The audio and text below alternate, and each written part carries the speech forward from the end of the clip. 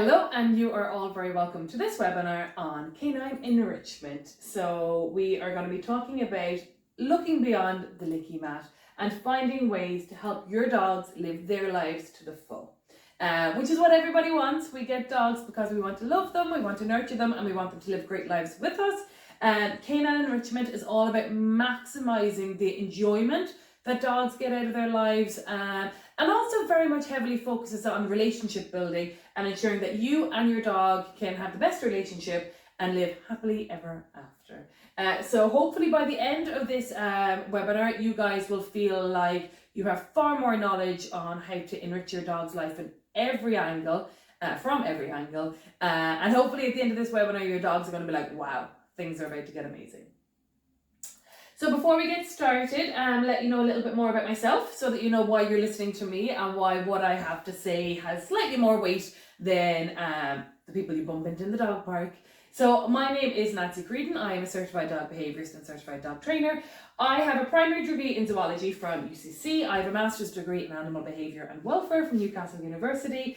I have attended workshops, seminars and enrolled in courses all through my career and pre-career, because I believe that study and gaining more knowledge is highly critical in becoming the best dog behaviour expert that I can be. Also, for a lot of the organisations that I'm a member of, it is important that we continue to do our continued professional development each year. So basically what I'm saying is I like to study, and hopefully you guys will start to like to study too. I set up a dog walking and pet sitting business back in 2007. Naive little old me pottering around the forests with dogs, and pre that, so about 2005, I started my study journey. Some of the courses I've taken in the past were questionable, to say the least. When I look back, I've recently found a hard drive full of assessments that I submitted for old courses back in the day, and the content in the assessments that I put in there was so incorrect. Now that I know better, I can critically evaluate the knowledge I had back then, and it's safe to say I knew very, very little about dogs despite being dog obsessed. And that might be something that you guys take home too, because just because you've been obsessed with dogs all your life, watched dog TV shows, read dog books during your childhood, does not make you a dog expert. And I don't mean to be like rude or big-headed or dismissive, but what I've learned in my career is that from childhood to 18, dog obsessed, did everything I could about dogs. Started my study journey at when I was around 2021. The early courses now, in hindsight, were poor quality, poor information, incorrect information. And since then, as I've continued on my dog journey and working with dogs, I can now look back and say that, wow, so much that I thought was true about dogs is incorrect. And that's why knowledge is power. I love to educate people. So dog walking and pet sitting back 2007. I opened Creedon's doggy daycare in 2010, Ireland's first doggy daycare centre, Ireland's oldest doggy daycare centre. And through working in the doggy daycare centre over the last decade and a half, I've learned so much about working with so many different dogs, handling different dogs, interacting with different dogs, building my ability to almost use my intuition to understand what dogs are thinking, combined with understanding of body language and understanding of personalities, to help me be good at working with dogs. I became a certified dog trainer in 2012 and I've been running dog training classes since then. I became a certified dog behaviourist in 2013 and I've been offering behaviour consultations since then. I opened Creedon's College over in Ireland in 2013 and I've been teaching students to become dog trainers since then.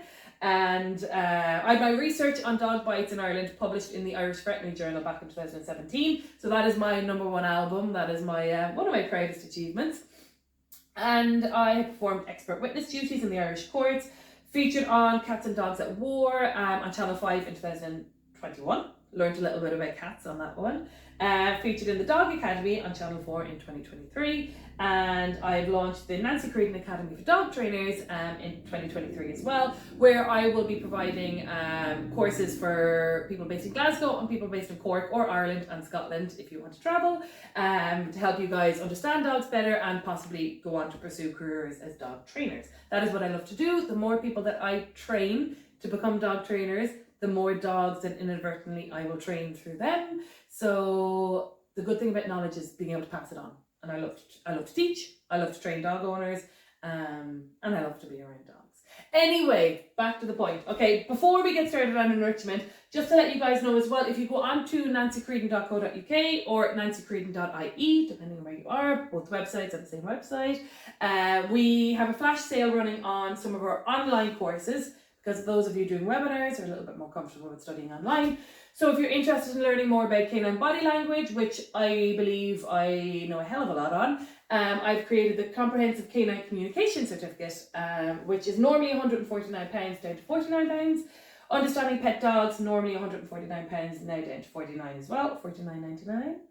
Recognising Medical Abnormalities, down from £149 to £49.99, or you can enrol in all 3 courses for just £99. And the courses are accessible for up to 18 months, so you've got 1.5 years to complete them. And if you don't get them completed in the 1.5 years, you just email us, we'll put you back on them, no problem. But there are 3 really important courses. If you're just a dog owner, the Understanding Pet Dogs is massive, because that's one of the courses where I help you guys dismiss all the incorrect myths that myself and many other dog owners were led to believe before I knew better. And I discuss how to make your dog life better. I discuss how to understand your dog, and how to make your dog's relationship with you as strong as possible. The Comprehensive Canine Communication course is brilliant if you want to work with dogs, or if you're already working with dogs, whether it's through the veterinary industry, dog walking, pet sitting, anything like that. Comprehensive Canine Communication course is brilliant. And also if you are a parent with cohabiting dogs and children, the Comprehensive Canine Communication Certificate is brilliant as well, to understand what's going on with your dog, what they're communicating, because the age-old philosophy of not leaving children and dogs unattended together is useless if you're not able to interpret what's going on in your dog's head. So you need to be able to actively supervise, which means understand that when your dog does a yawn or a head turn or a lip lick, they may be signs that what's going on is starting to stress your dog out, and so on and so forth. So yeah, that's on nancycreedon.co.uk or nancycreedon.ie. So enrichment, we will get going. Why does enrichment matter? It matters because a content dog is a happy dog. A dog who has all their needs met is going to be a much easier dog to live with, a much happier dog, and a dog that is less likely to develop issues later in life. Also, with maximising the enrichment that your dog receives on a day-to-day basis, you are going to avoid unwanted behaviour problems. If your dog's needs are being met, they're unlikely to look for their own sources of meeting their needs, aka chewing your skirting boards, barking out the window. And it can possibly cure unwanted behaviour issues. That is coming with a disclaimer. Do not come back to me and say my dog is still pulling on the lead. Enrichment isn't just about enrich your dog's life and they'll be angels. I mean, they are angels, but you know what I mean. But they can possibly help to cure unwanted behaviour issues. So sometimes behaviour issues can be based on things that are triggering the unwanted behaviours. And when we address enrichment in the different categories we're going to look at, by default, they stop the need for the dog to carry the unwanted behaviour. For example, if your dog is scratching excessively and we address their medical needs, they'll no longer scratch excessively, and so on and so forth. It gives back to the dog that gives you so much. So as lovely and romantic as that statement is, it's something that I think we need to remember a lot more as dog owners. So many of us grow up, I want my own dog, I want a dog to nurture, I want a dog to love, I love dogs, love everything about dogs, want to be around dogs, love the smell of dogs, don't care about dogs jumping on me, don't care about the dog hair, dogs are amazing. Then we get dogs and we're like, hey, he's barking out the window, stop it. Hey, he's pulling on the lead, stop it. Hey, he's digging in the garden, stop it. And sometimes I feel like we forget about the inner child in us that always wanted our own special dog. Now we have it. Like I saw a thing recently that said, there's always, I can't remember the words, you are now living the life that the past version of you would have always wanted or would have killed for, or something like that. So basically it's saying that when we were kids and we thought we'd have our own house with our own dog, how amazing. Now that we have it, we don't appreciate it enough. So it's nice to kind of look back and think that, Jesus, 10 years ago I would have loved to be in the position I'm in today. And back to that, giving back to the dogs, we always wanted dogs to love them and nurture them, so let's love them and nurture them, basically, is what I'm trying to say. It's going to give you a realistic understanding of what spoiling your dog looks like. When people say to me they spoil their dogs, I'm like, well, hey, brilliant. When they tell me they dress them up in fancy outfits and feed them chocolate and, you know, bring them for getting their nails coloured, that's not the right spoiling. But spoiling your dog the way most of us do is actually good. So we'll talk about that. And enriching your dog's brain develops their brain, makes them a healthier dog, makes them live longer too. So enrichment is great for exercising the brain muscle. So we shall start looking at enrichment. So the first thing we're going to talk about is health and veterinary, okay? Health and veterinary are critical when it comes to enriching your dog's life. So when I say enrichment is more than a licky mat, this is what I mean. We need to start looking at different categories. There's an amazing company called Pets in Harmony in Illinois in America, and they started developing more of like an enrichment program, which a lot of what I do today is still based on their advice, obviously with my own tweaks and so on as well. And they're the ones who said that you can't enrich a dog's life if we're not addressing the health and veterinary needs of that dog. So, I mean, it goes without saying, if your dog is feeling miserable, giving them all the licky mats in the world isn't going to help. So we always need to stop and look at the dog in front of us. Think about your own dog.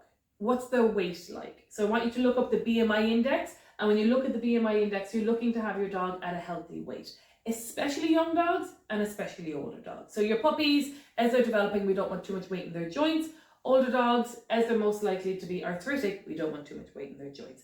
Speaking of arthritis, again, if you're a dog, depending on the breed, but most dogs, I always go with like from the age of 6 onwards, you're thinking about arthritis. You're thinking about joint support. You're thinking about extra comfortable bedding. You're thinking about the cold weather. You're thinking about where your dog's lying. You're thinking about different ways you can help to minimize the pain of arthritis. You're looking to avoid walks on heavy concrete pavements, softer surfaces, and so on.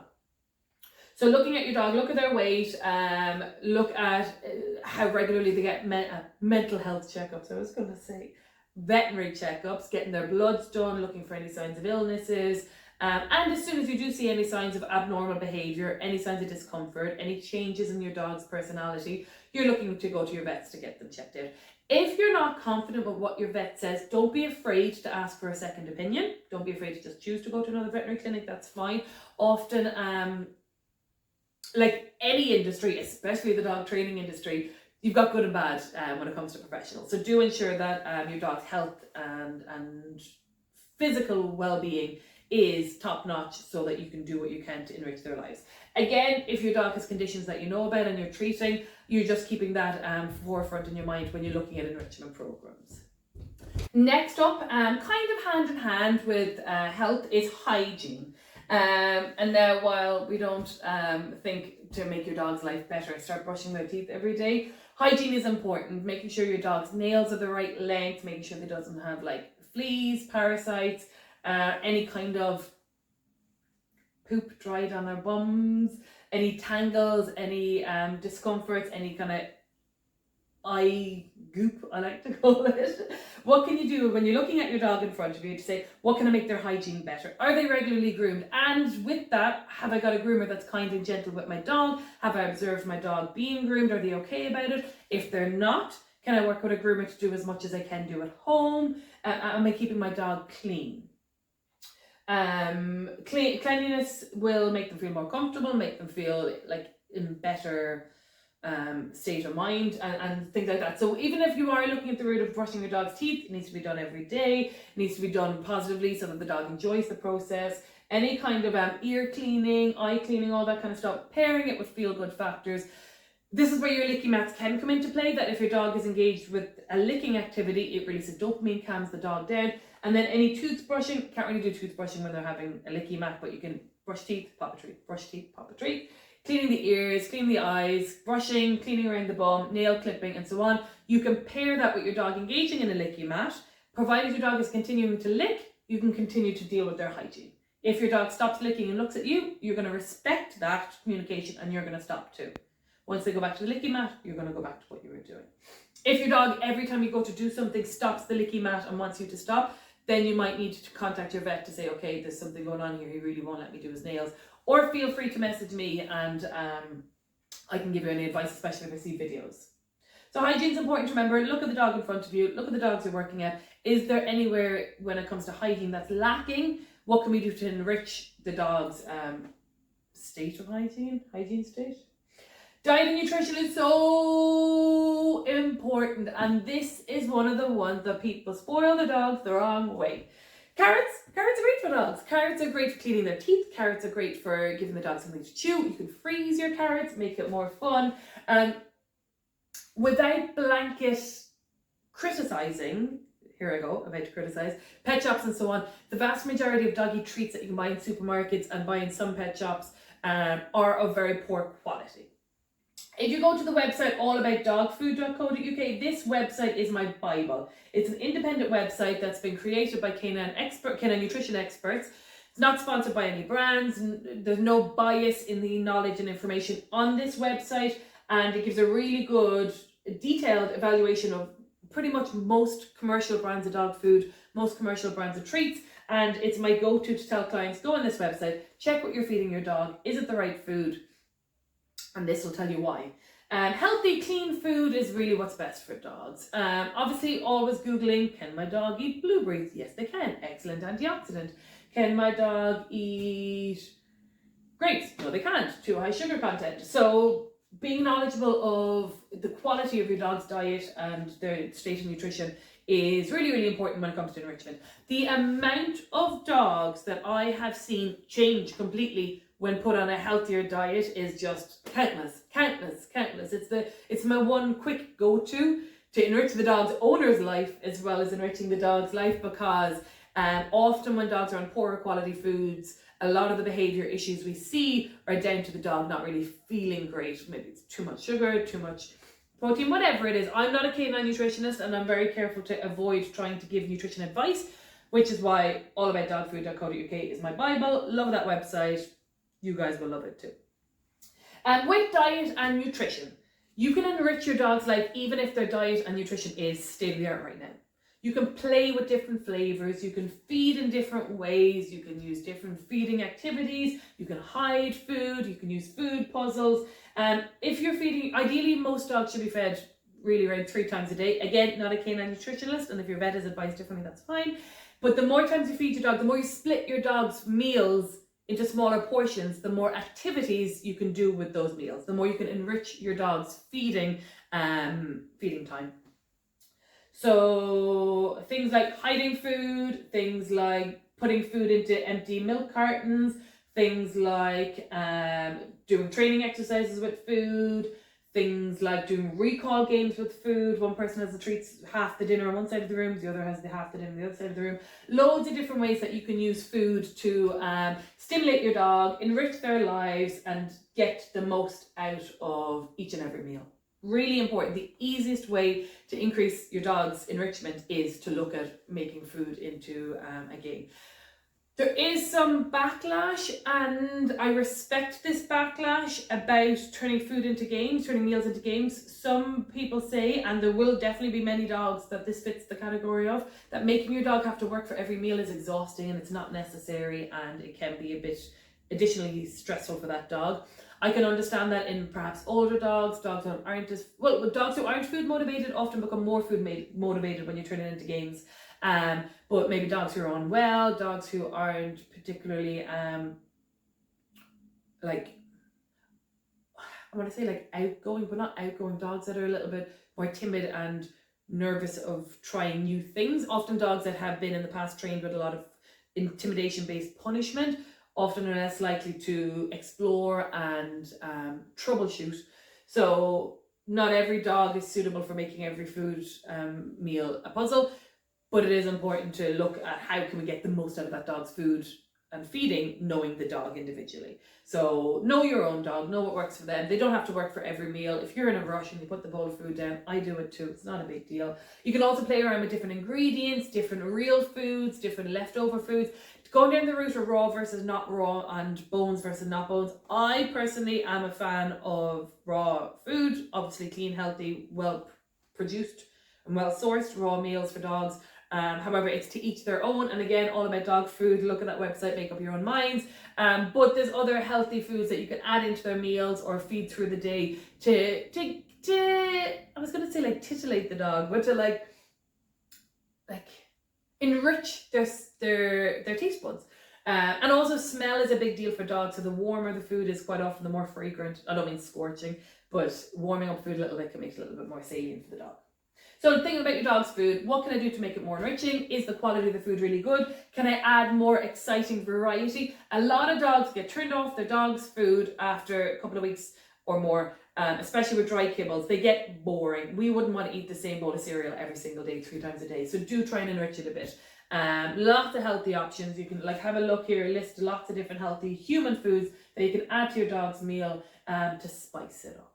If you're going down the route of making your own food at home, be aware that when it comes to enriching your dog, diet, nutrition, essential. With nutrition, you need to make sure that the right amount of macronutrients and micronutrients and so on. It is almost like science degree to make a really good homemade dog diet. It's doable. The sources out there to find good examples of homemade diets, but don't just willy-nilly innocently be like, oh, I'm just going to feed him human food and just leftover meats and veg and so on, because you might be missing out on zinc or you might be missing out on calcium and so on. So if you're going to do it yourself, make sure you're getting a good source from a canine nutritionist who's telling you what to put in their meals. That's dog food. So next up, physical exercise. So we all know physical exercise is important. However, for years we've been doing it wrong. For years, a tired dog is a good dog. A tired dog is a happy dog. Throw that ball again. Run, Rover. Physical exercise needs to be enriched. We're getting there. Society is changing big time when it comes to what we do with our dogs, whether it's going for hikes, going to forests and so on. But it's not just about pounding the pavements. It's not. That's what we used to do. That's not what we're meant to do anymore.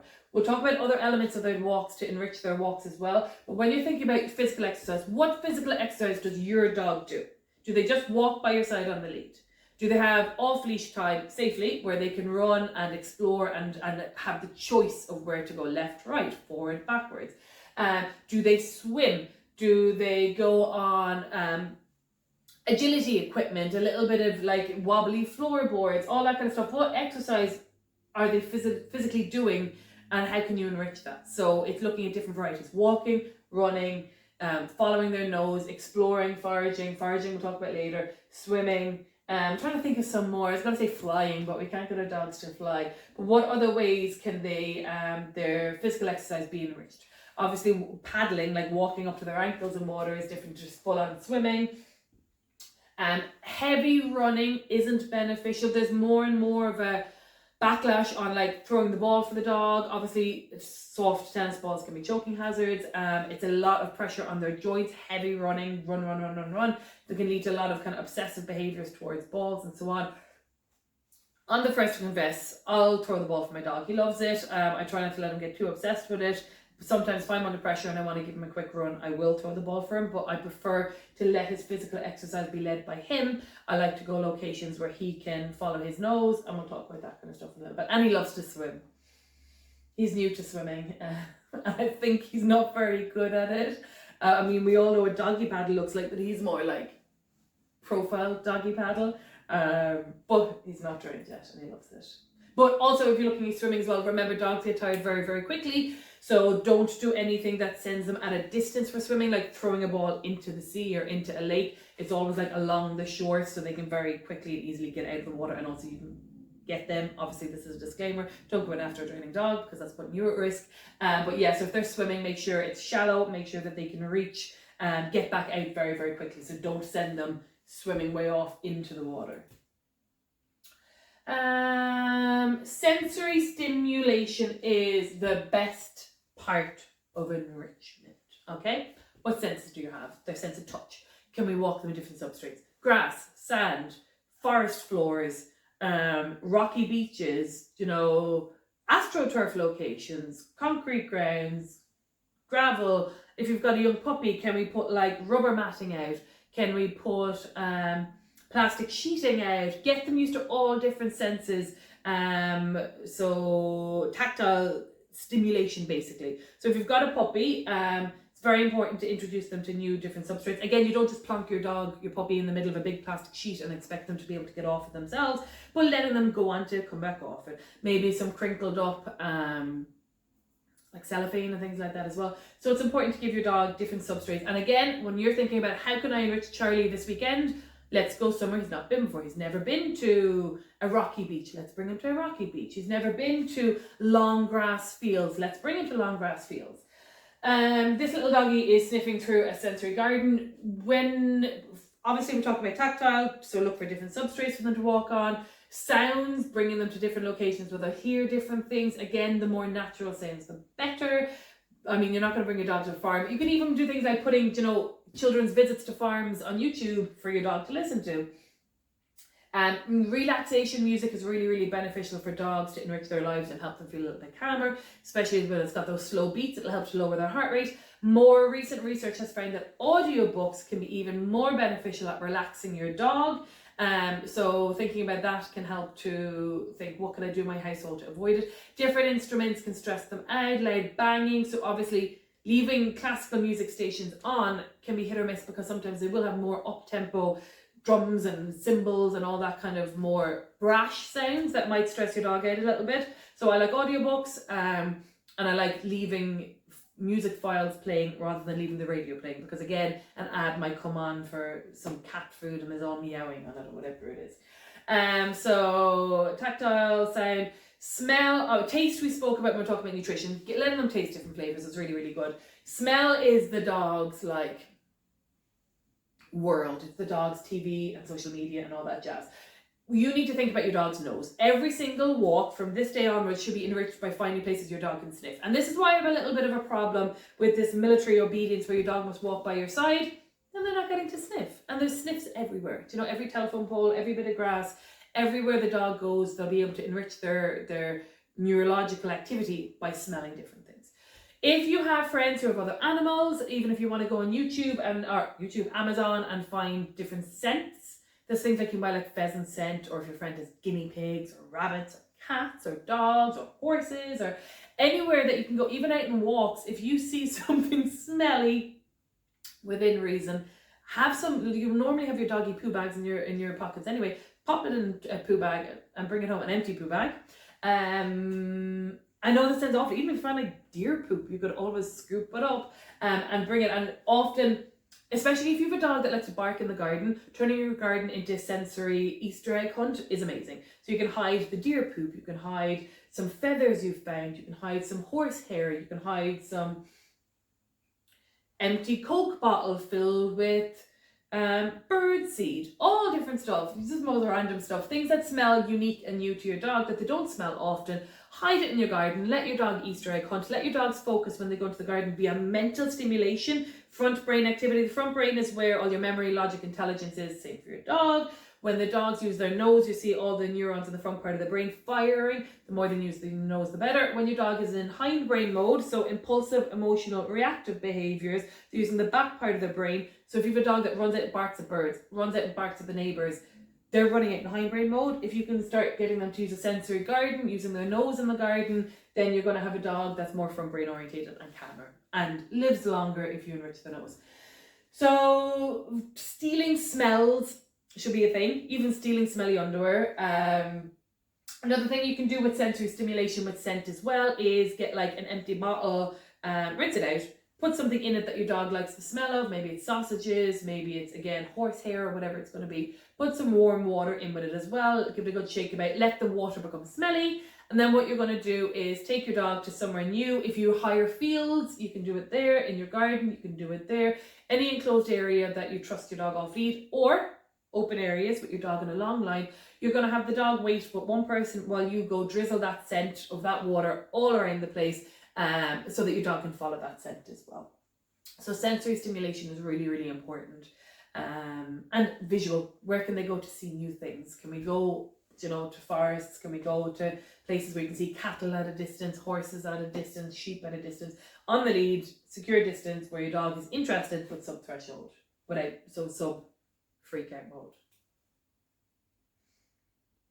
Safety is part of enrichment. Your dog can't live an enriched life if they're in danger. So that means obviously ensuring that in your home, in your garden, there's no hazards for your dog. Especially if you're new to dog ownership or you have a puppy, you need to look at all the potential risks and hazards in your home. Is there antifreeze? Is there kids' toys that they can play with? Found out recently that snow globes contain antifreeze. So if you have a snow globe at Christmas or any of those kind of kids' toys with that kind of liquid in it, if that breaks, it tastes good to the dogs, but it can kill them very, very quickly. Went around Facebook last year, a dog trainer, her 2 dogs died, I think, after they got into a snow globe.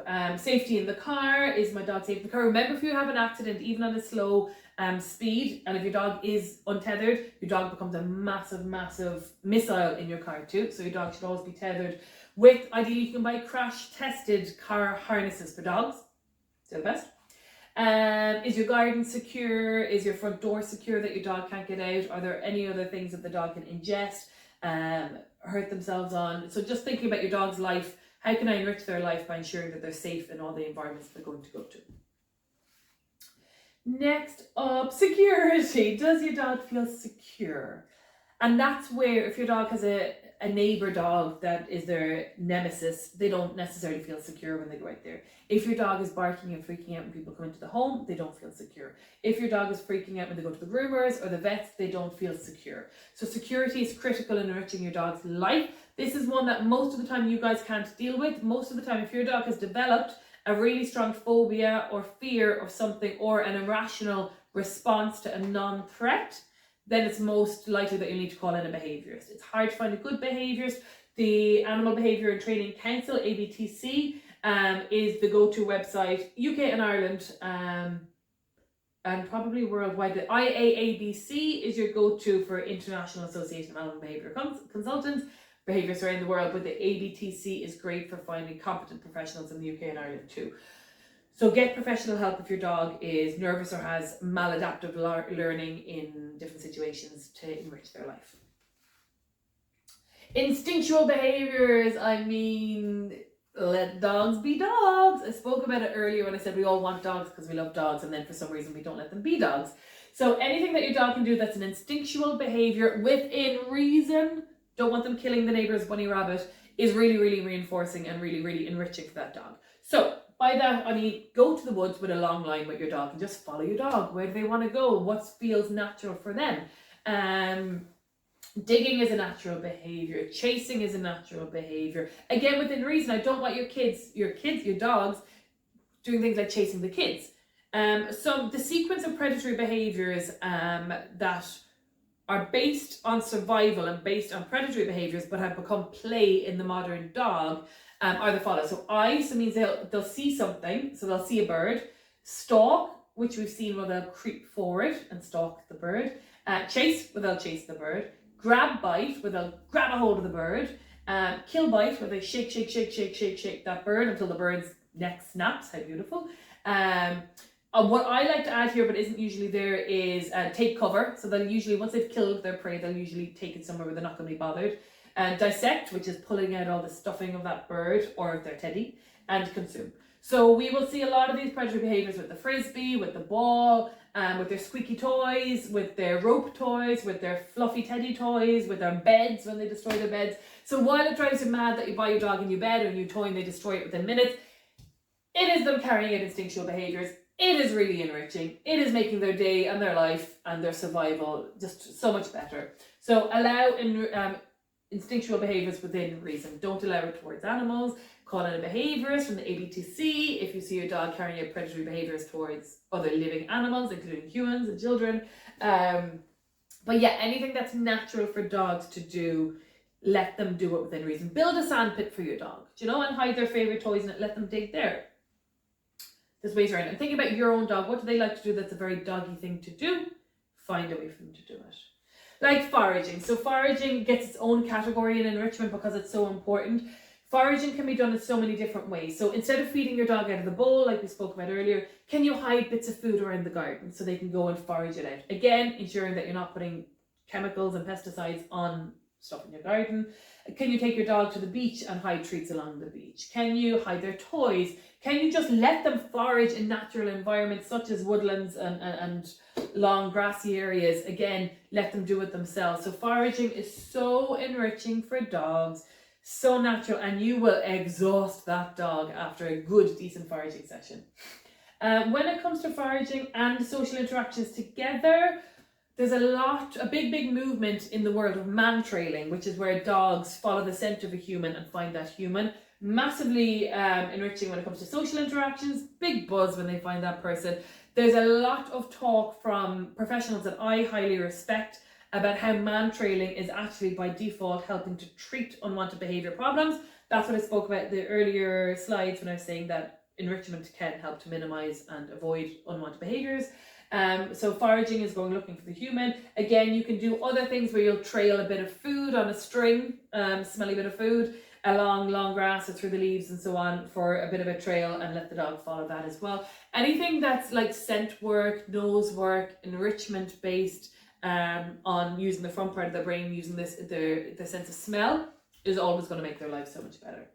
Social interactions, again, important to know your dog. Some dogs become overstimulated with crowds of people, not beneficial. Some dogs are overwhelmed with crowds of people, or even just individual people in their home and so on. Know your dog.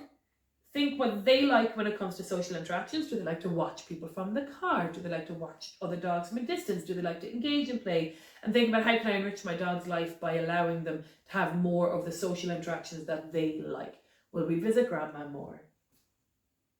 Mental exercise is the standard. Oh look, he's got a sorry little paw. So this is probably a photo taken to show how if a dog needs to have rest and less physical activity, mental exercise is the way to go to. That's just a coincidence that I picked that image. So this is where, see this food puzzle, okay? So you'll hide a couple of treats in some of the blocks and you'll cover up the holes with the blocks. This is all these food puzzles that you can buy for dogs are the exact same as giving someone a crossword, okay? You give that dog that, he's going to have to think for ages, how the hell do I get this out? Give someone a crossword, they have to think for ages, what the hell is that actor's name? Give them this again tomorrow, they'll get it pretty quick. Give that person the exact same crossword tomorrow, they'll get it pretty quick. The next day, same crossword again, it's only going to take you seconds. So mental exercise with food enrichment toys like this is only mental exercise the first 2 or 3 times. After that, there's no problem solving. So with mental exercise, you're always trying to stay ahead of your dog and give them something that they need to figure out. If they're not figuring it out and they're just going through the steps of doing something, it's not really stimulating enrichment. It's not mental exercise. It's a mental activity, but it's not stretching the brain. It's not making the brain stronger. So YouTube is full of great ideas for mental stimulation activities. We've spoken about a lot of stuff here already, but you want to make sure that just because you've got a couple of licky mats and stuffle mats, that's not enough to fully enrich your dog's life to the maximum.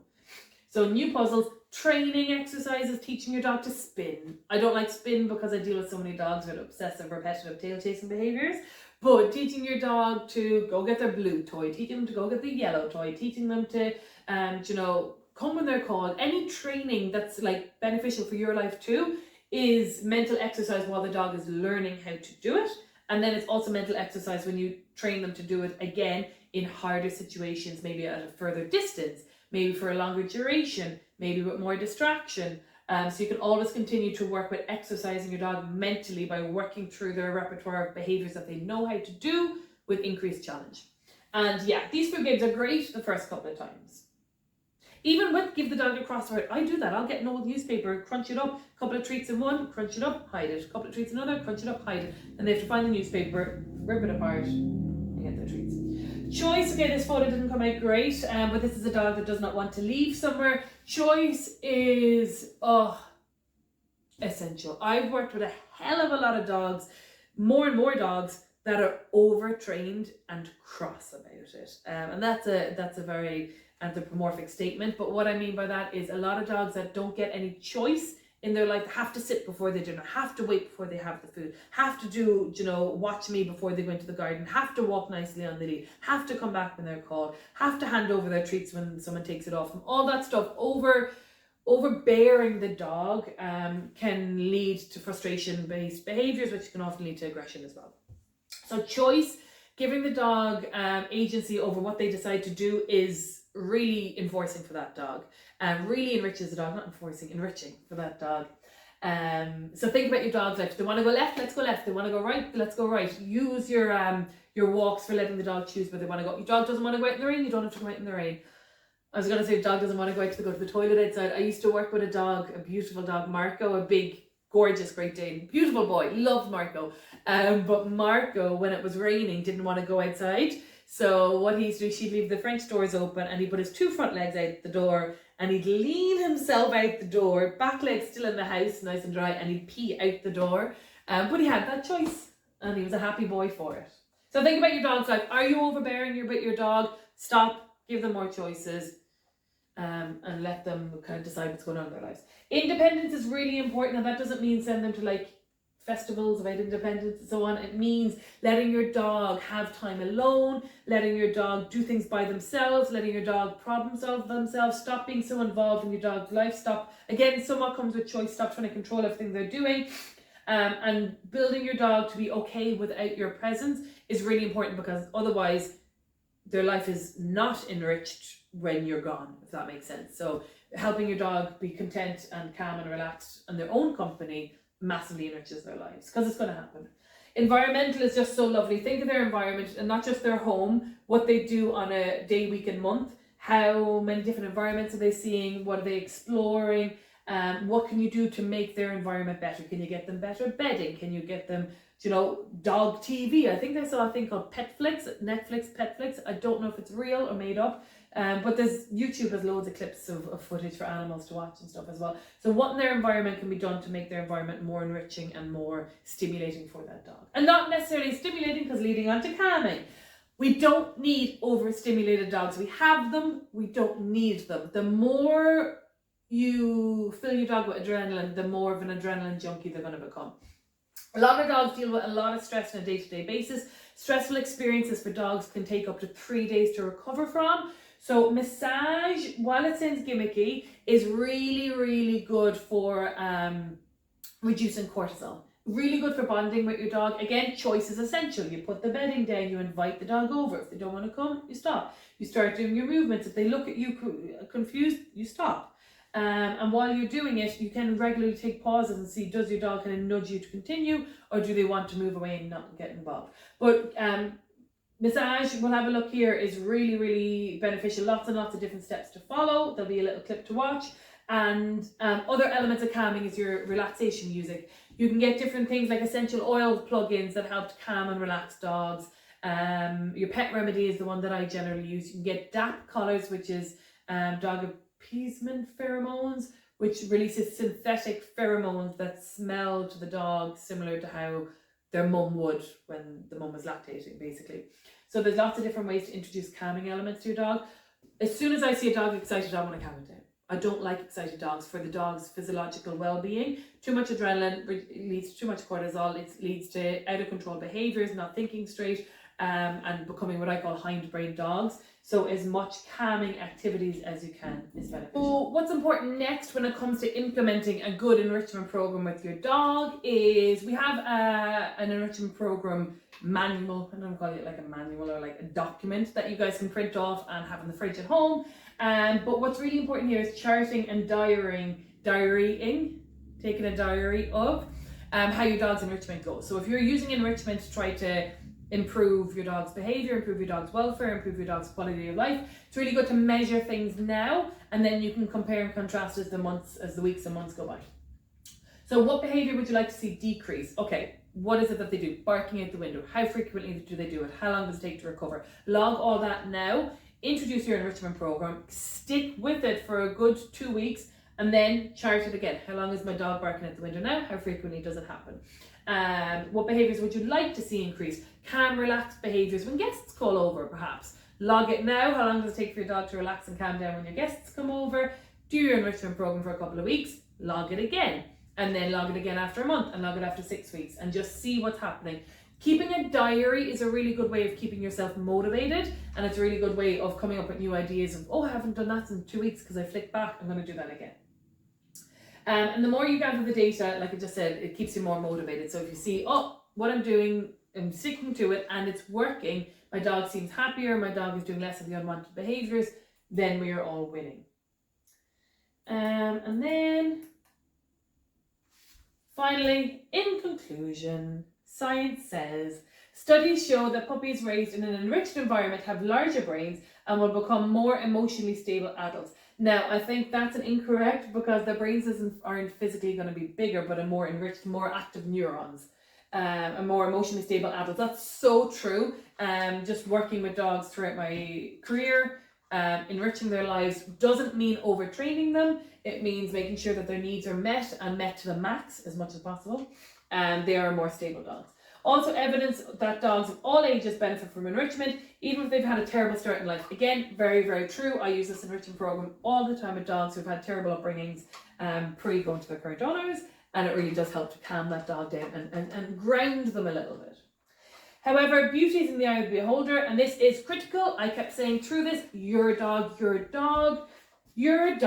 must find the experience enriching. It's not enrichment if it's not enriching your dog. Flicking back to medical, if your dog needs to get better medical treatment and he doesn't enjoy it, that's still going to enrich him in the long run. So that's our enrichment. I'd love to hear feedback from you guys once you start to introduce your own enrichment programs at home with your dog. Remember, they've short lives. We're all of the world to them. So whatever we can do to make their world bigger, brighter, smellier, we need to do it. That's why we have them. We love them. Let's make their lives the best they can be. So if you want to follow me on social media platforms, here we go. Give it an old click, a like, a follow, a share. Always much appreciated. And if you've any friends with dog owners, do encourage them to watch these webinars as well, because I just want to see every dog's life made as bright and shiny as we possibly can. Thank you.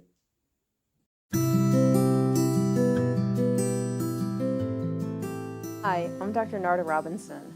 I'm an osteopathic physician and veterinarian, and I direct the CSU Center for Comparative and Integrative Pain Medicine. Here are a few techniques that you can do at home with your own dog. This will help keep your dog relaxed and identify any trouble spots that you might bring to your veterinarian's attention for further, more in-depth massage or acupuncture, laser therapy, or other forms of physical medicine. We'll start with just gentle compression, and this is just applying 2 hands on opposite sides of the limbs, not pressing very hard at all. It just can be nice and comfortable. Are there any areas that are exceedingly tense or tender or draw your dog's attention?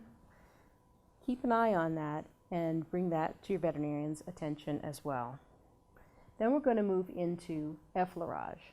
Effleurage just means gliding motions. So you'll use your whole palm, and we just do hand over hand. We can start from the head, and then with smooth sweeping strokes, not much pressure.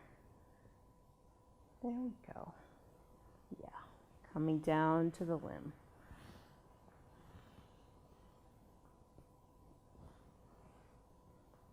Again, noting any areas of heat or tenderness.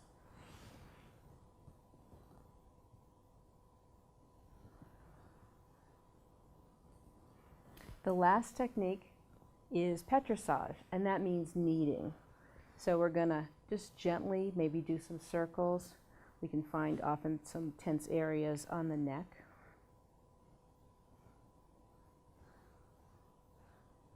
Or on the top of the head. And again, always not using much pressure at all. On the back, be very careful. If your animal has some kind of medical condition, make sure that you've asked your veterinarian if these techniques will be appropriate for your dog. If there is any extreme pain anywhere, let's say some stifle disease, perhaps a cruciate problem, then your dog might resent certain areas with pressure.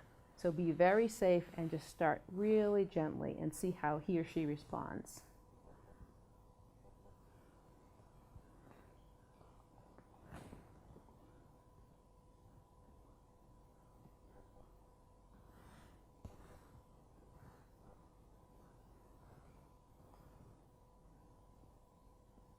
This will help you bond with your animal and identify early any problems that might be starting up. Then when we're done with the petrissage, we can continue with the effleurage as a finishing technique. Depending on how quickly or slowly you practice these techniques, you can make your dog more active or more relaxed. Yeah. Then you might also want to finish up with just some gentle compressions again. So it'll just depend on what your dog is telling you and what he or she needs. Of course, this is just an introduction. You could spend a lot more time on each of them or in certain areas.